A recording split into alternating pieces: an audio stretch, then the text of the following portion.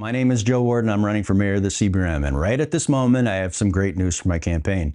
So not only am I dominating other candidates in social media messaging and engagement, based on an analysis of the CBC radio interviews with other candidates, I came out on top. You see, authenticity and clear objectives are resonating with people. With the last name Ward, alphabetically only, I'm the last of the pack of 9 candidates. But CBC Radio essentially recognized where my actual campaign is running versus the other top candidates, and they reflected that directly in how they arranged their interviews. Known rivals, Clark and Rankin, shared one segment, and myself and James Edwards shared another. Together, we're the current frontrunners of the group of 9. I took it a step further. First, I transcribed the radio interviews, and I wanted to run a basic analysis. I wanted to first identify some of the key characteristics of a successful campaign interview, and then evaluate each candidate based on that criteria.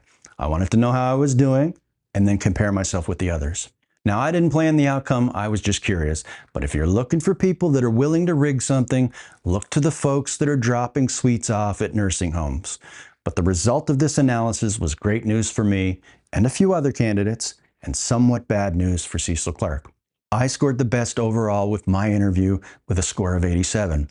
Rankin followed me in the second spot with 82, and political newcomer Carla George rounded out the top 3, so kudos to Carla.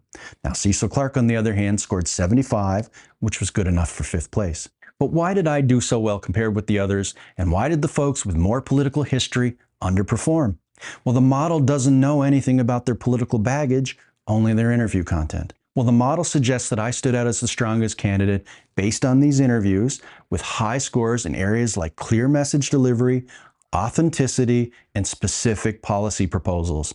And I'm glad that's what the model indicated, because those are the things I work really hard at. My focus on lowering property taxes with a specific plan and transparency and community engagement, that appeals to voters who prioritize actionable solutions and clear communication. Or basically, people like it when their leaders are sincere and they're clear about what they want to do. So 87 is by no means perfect. It's about a B+, and we need to boost that up to an A. But it's a great indication of why my social media is surging and why people are having conversations about me out in the community. But I'm trying to win so that I can become your mayor. My analyst skills aren't just for fixing broken tax systems. You can bet I'll put those skills to work in auditing our CBRM departments, finance and operations, once again, doing it my way.